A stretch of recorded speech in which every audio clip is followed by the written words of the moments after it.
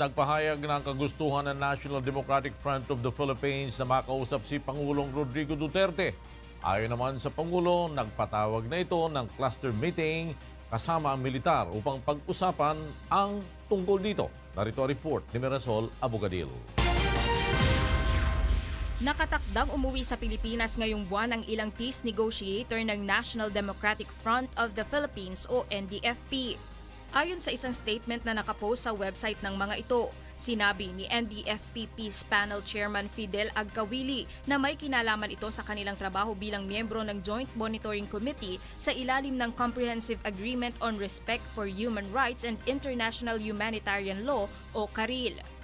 Makakasama ng mga ito sa kanilang biyahe si NDFP Negotiating Panel Senior Advisor Luis Halandoni. May pulong din umano sila sa bagong Norwegian Ambassador to the Philippines. Bukas din umano ang grupo na magkaroon ng pagkakataon na makausap si Pangulong Duterte maliban na kung ayaw nito o kontrahin ng militar. Samantala sa kanyang talumpati sa Palawan noong Sabado ng gabi, sinabi ni Pangulong Duterte na nagpatawag siya ng cluster meeting kasama ang militar kaugnay ng nais na pulong ng NDFP. Agkawili and Halandoni, I will not keep it a secret. I do not want confidential. Pupunta dito, sabi nila gusto nila akong kausapin. Ang problema nila pagka hinuli sila. Sabi ko talagang hulihin kayo. Sabi niya gusto daw nila ako magipag ano sa kanila. So nagtawag ako ng cluster meeting, kasali ng mga military. So what do you think?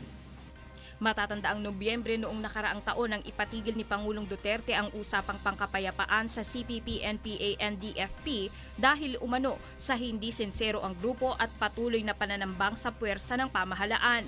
Marso naman ngayong taon ang sabihin ng Pangulo na bukas siyang muling magkaroon ng pakikipag-usap sa grupo, ngunit dapat aniya ay dito sa Pilipinas, bagay na tinanggihan naman ng CPP-NPA-NDFP.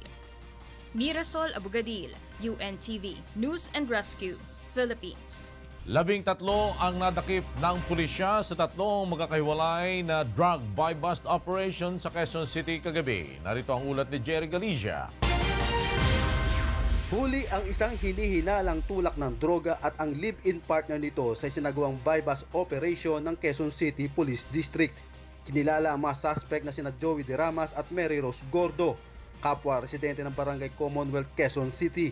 Damay din ang bumisitang kaibigan nitong si Joy Rance. Itinanggi ng suspect na nagtutulak siya, ngunit inamin nito na gumagamit at runner ng ipinagbabawal na droga. Hindi po, hindi na runner na po. Inutusan lang. Kung nakuha ko po sa pag bumibili po, tapos binadala ko po sa kanila, bibigay ko.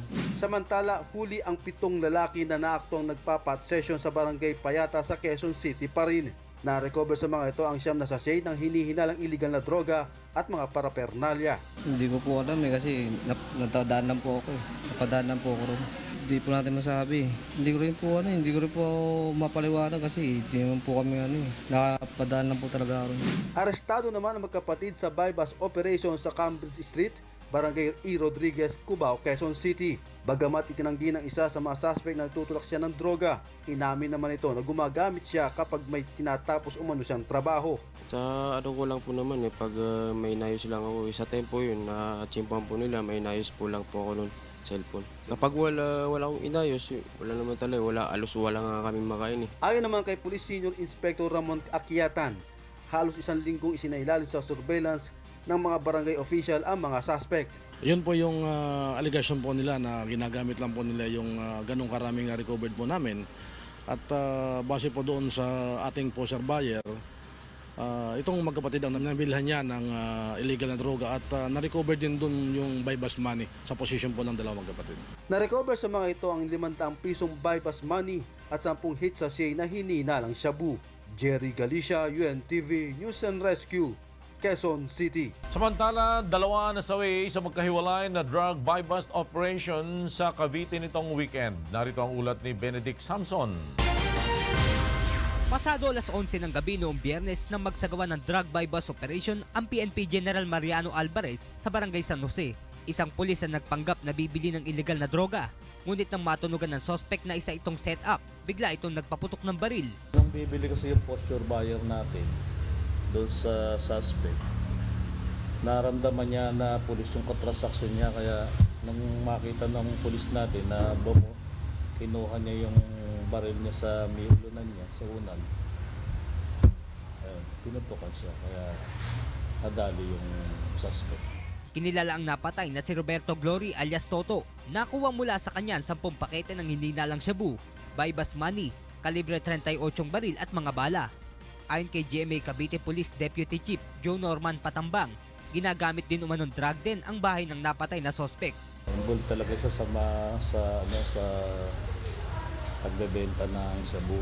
Yung bahay nilang yun, ang balita, doon lagi ginaggamitan ng mga doon yun ang ginagawang gamitan na shabu. Samantala sa General Trias City, isang lalaki din ang napatay sa ikinasang buy-bus operation ng General Trias City Police sa Sitio Ilang, Barangay San Francisco noong Sabado ng tanghali. Kinilala lamang ang napatay sa alias na Bimar na sinasabing notorious na tulak sa lugar na 2 beses nang nakatakas sa mga isinagawang police operations. Notorious po ito na pusher. Actually, hindi po ito nagtigil simula nung ating i-operate. At bagkus lalo pang lumakas, marami tayong natatanggap na information. At nasa watchlist po siya ng ating mga pusher dito sa siyudad ng General Trias City. Nakumpiska sa sospek ang 1 pakete ng hindi nalang shabu, 500 pisong ginamit na buy-bus money at ang ginamit itong kalibre 45 baril at mga bala. Benedict Samson, UNTV News and Rescue, Cavite. Inilibing na kahapon ng pulis na napatay sa buy-bus operation sa Dipolog City na umano'y isang ninja cop. Ngunit muli itong pinabulaanan ng pamilya ng pulis at humiling na magkaroon ng Senate o Congressional inquiry kaugnay ng kaso nito. Narito ang report ni Lalaine Moreno. Ginlubong na kagahapon sa isa ka pribado nga patio sa Bacolod City ang bangkay ni Senior Superintendent Santiago Rapiz. Si Rapiz ang pulis nga napatay sa isa ka buy-bus operation sa Dipolog City sang nagligad nga si Mana kaginapatihan nga kaupod sa narco list ni Presidente Rodrigo Duterte. Wala na inigintagaan sang 21 gun salute nga ginahatag sa mga nagakalamatay nga pulis. Suno naman sa asawa sini nga si Michelle Rapiz, puro kabutigan ang mga akusasyon batok sa iya nga bana. Suno pa sa iya, limpyo ang record sinikag nakabaton na sang narisari nga awards bangod sa iya nga kampanya kontra iligal nga droga.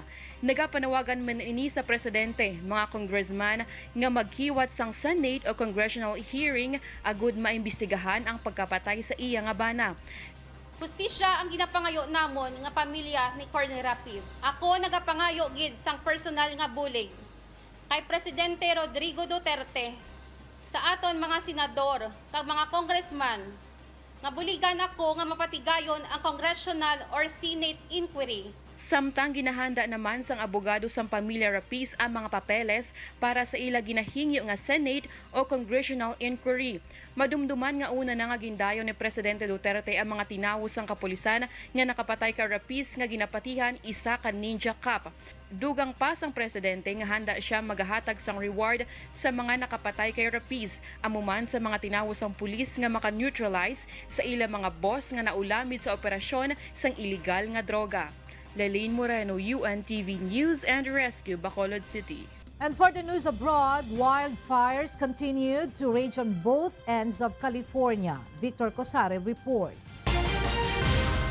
Deadly wildfires fueled by devil winds tore through opposite ends of California on Sunday, with residents urged to heed evacuation orders by officials forced to leave their own homes. In Northern California, the Camp Fire is one of the deadliest and most destructive in the state's history, killing at least 23 since it broke out on Thursday northeast of Sacramento and consumed much of the mountain town of Paradise. More than 100 were reported missing.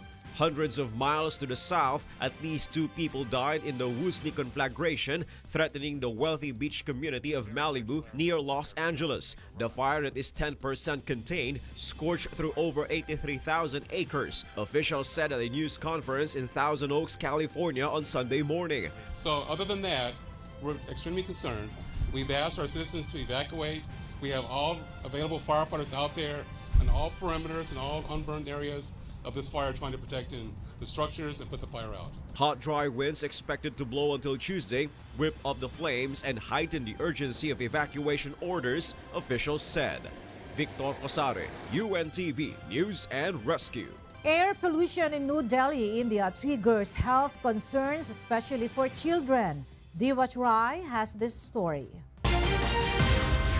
नई दिल्ली भारत की राजधानी में प्रदूषण स्तर अनुमति दी गई सीमाओं से 50 गुना अधिक है। बच्चों के लिए विशेष रूप से स्वास्थ्य पर लोगों के विचारों की मांग कर रहा है। 4 साल की आबियान श्वास की समस्या और छाती की संक्रमण से पीड़ित है, जिसकी वजह से बार-बार अस्पताल में भर्ना किया गया है।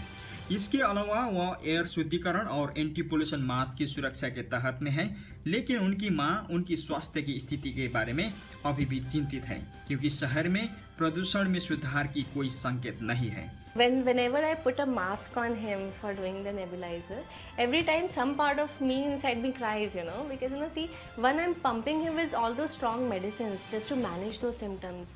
The other is, his body really needs that to survive in this environment. So we would want him to have a very nice, happy, healthy childhood. But it's sad that we are not able to give him that just because we are in a place which has so much of pollution. विज्ञान और पर्यावरण केंद्र के अनुसार हालिया अध्ययनों से पता चला है कि दिल्ली में हर 3 बच्चों में से 1 में लंग्स की समस्या दिखाया गया है। डॉक्टरों का यह भी कहना है कि दिल्ली में नवजात शिशु अपने जीवन के पहले दिन 25 सिगरेट धूम्रपान के बराबर प्रदूषित हवा लेते हैं। वर्ल्ड हेल्थ ऑर्गेनाइजेशन के मुताबिक 2016 में भारत में वायु प्रदूषण के कारण 5 साल से कम आयु के 1 लाख बच्चे की मौत हो गए हैं। ये दुनिया में सबसे उच्च रिकॉर्ड है। बच्चे बुरी हवा लेते हैं, विशेष रूप से कमजोर होते हैं, क्योंकि वे वयस्कों की तुलना में अधिक तेजी से सांस लेते हैं और कहीं प्रदूषण को दोबार अवशोषित करते हैं। If you're not, say, oxygenating very well, so your cognitive functions in terms of behavior, intelligence has a major impact, especially if it happens in the younger years, because that's when the neurological system is really developing. Other than that, any chronic lung issues can impact the cardiovascular system as well. पड़ोसी राज्य में से किसानों के द्वारा जलाई गई फसलों की निकलती धुआं, बिल्डिंग निर्माण की धूल की वजह से दिल्ली के वैचारिक नीति का एक विषम मिश्रण माना जाता है। इस साल दिल्ली सरकार ने सभी निर्माण, विभाजन और उत्थान कार्य को प्रतिबंध कर दिया है, जब पोल्यूशन स्तर शुरू हो रहा था। अगर प्रदूषण के स्तर में और गिरावट आती है तो सरकार दिल्ली के सड़क से निजी कारों को भी बंद कर सकती है। भारतीय सरकार वर्तमान में एक राष्ट्रीय स्वच्छ हवाई योजना पर काम कर रही है और सुझाव दिया गया है कि इसका लक्ष्य अगले 5 सालों में 30% तक एयर पोल्यूशन को कम करना है। दिवस राय, UNTV news and rescue, Mumbai, India. French President Emmanuel Macron led tributes to the millions of soldiers killed during World War I on Sunday, holding an emotional ceremony in Paris with dozens of world leaders to commemorate the 100th anniversary of the armistice. June Garin reports. French President Emmanuel Macron used an address to world leaders gathered in Paris for armistice commemorations on Sunday to send a stern message about the dangers of nationalism, calling it a betrayal of moral values. With US President Donald Trump and Russian President Vladimir Putin sitting just a few feet away listening to the speech via translation earpieces, Macron denounced those who evoke nationalist sentiment to disadvantage others. Le 11 novembre 1918, à 11h du matin.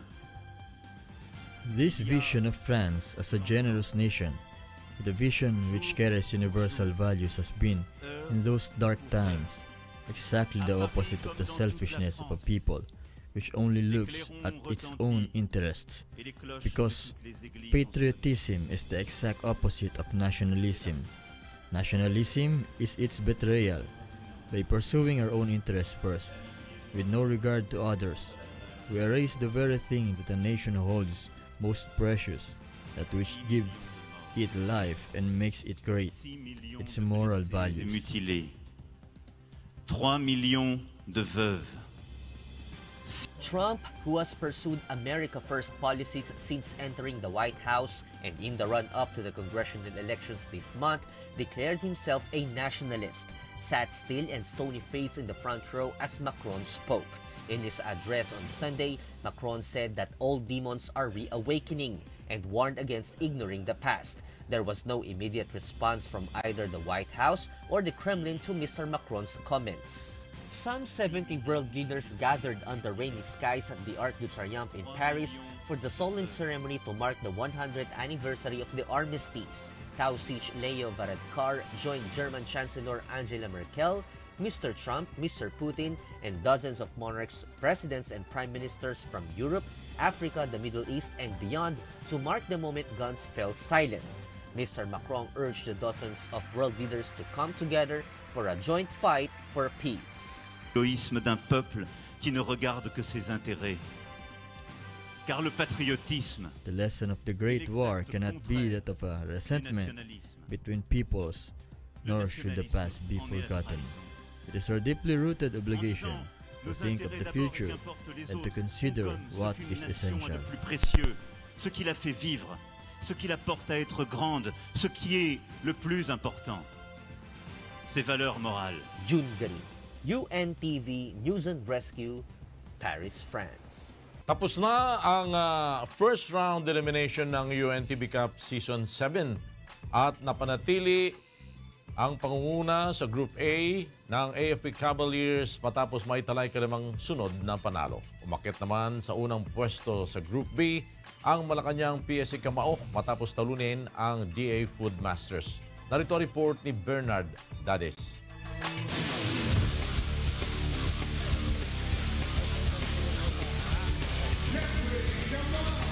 Mahigpit na depensa ang pinuhunan ng two-time champion AFP Cavaliers upang patumbahin ang defending champions Senate Defenders sa kanilang sagupaan sa pagtatapos ng first round eliminations ng UNTV Cup Season 7 noong Huwebes.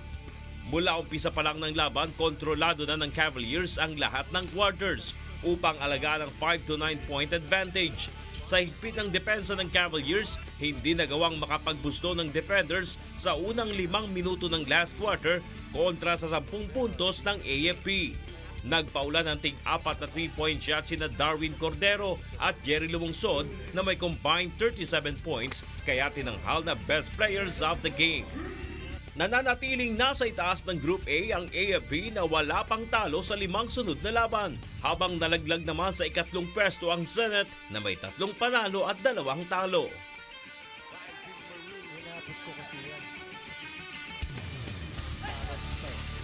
Samantala, umakyat naman sa unang pwesto ang Malacanang PSC Kamao sa Group B matapos talunin ng DA Food Masters sa second game sa score na 75-63. Habang nalaglag naman sa ikatlong pwesto ang Food Masters mula sa unang pwesto. Bagamat abante pa ang DA ng 12 puntos sa third quarter, pumutok naman ang opensa ng Malacanang upang magbuslo ng 30 puntos sa fourth quarter kontra sa 6 na puntos lamang ng Food Masters dahil sa depensa ng Kamao team. Best players of the game sina Vishnu Dasabier na may 13 points kung saan 10 rito ay sa last quarter at si Eric de la Cuesta na may 22 points.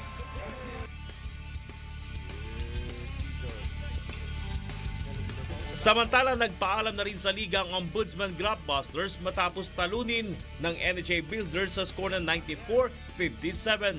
Dahil sa panalo, umakyat naman sa pangalawang pwesto sa Group B ang NHA mula sa ikatlong pwesto. Best player of the game si Jose Adolfo na may 17 points. Bernard Dadis, UNTV News and Rescue, Philippines. Matagumpay na naisagawa kagabi ang A Song of Praise o ASOP Year 7 Grand Finals Night. Narito ang report ni Leslie Longbowen.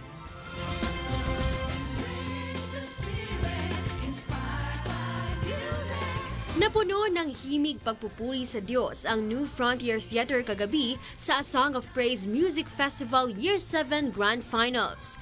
12 bagong awit ng pagluwalhati at mga tagos sa pusong kwento ng inspirasyon ang ibinahagi ng mga kalahok na songwriter. Sa gabing ito ay muling pinatunayan na maaaring awitin ang kapurihan ng Panginoon sa iba't ibang tunog at genre ng musika. Nakuha ng awiting Banal Mong Salita ni LJ Manzano ang People's Choice Award. Banal mong salita, Itinanghal naman na third runner-up ang awiting Di Na Ako Aawit ni Romel Goho. Di na ako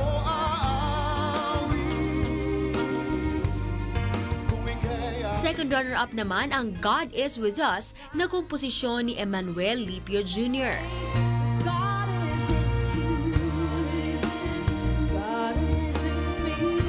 Samantala, nagtapos sa first runner-up ang 1 milyong pasasalamat ni Edward Salde.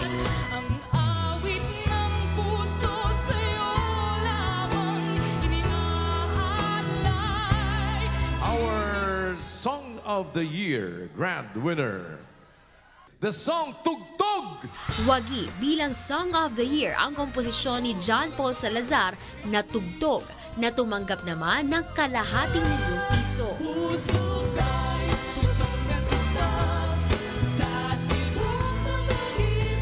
Una-una, nagpapasalamat talaga ako ng sobra sa Panginoon. Umawit ako sa Panginoon kasi masaya ako. At sa pag-awit ko sa Panginoon, tumutugtog din ang puso ko. Nakarelate po kami dun sa song kasi kami po ay mga musicians. Ngayon po in-encourage po namin ng lahat na sumubok po tayong gumawa ng awit para sa Diyos. At para po mabigyan naman po natin ng kapurihan, yun pong lumalang sa atin. Ayon naman kay UNTV BMPI President Kuya Daniel Razon, mas malaking papremyo ang mapapanalunan ng grand winner sa susunod na mga taon. Mula 500,000 pesos ay 800,000 piso ang may uuwi ng magwawaging Song of the Year sa susunod na taon at madaragdagan pa ito ng 100,000 piso kada taon. Ito ay para pa rin sa layuning mahikayat ang mas marami pang songwriter na lumikha ng awit papuri sa Panginoon. Habang meron pa tayong buhay, may pagkakataon pa tayo, ay maipagpatuloy natin na pumuri sa Diyos. At kung sa maliit na paraan, ito pong A Song of Praise Music Festival ay nakaka-contribute para mas madagdagan yung mga tao na nag-a-acknowledge sa kabutihan ng Panginoon. With God's help, we will continue at ipagpapatuloy po natin ito. Isang biblical message naman ang ibinahagi ng ASOP originator at primary supporter na si Brother Eli Soriano tungkol sa tungkuling handugan ng awit papuri at pasasalamat ang Panginoon. Mas maganda kantahan natin ng Diyos. Yun ang aking point of view. There is one powerful person who made everything and who maintained everything, lalo na ang ating buhay. We owe Him our lives. We owe Him everything that we need. Kaya meron tayong katungkulang siya pasalamatan at purihin. Samantala, maging si Brother Eli ay may personal pick sa mga song entry. Ang hiling na likha ng blind composer na si Jeffrey Lim.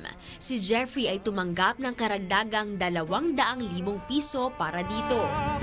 Buhay walang hanggan ang malubay, aking makamit. Mula nang pasimula ng ASOP noong 2011, daan-daang awit na ang nalikha ng amateur at professional composers para purihin ang Panginoon.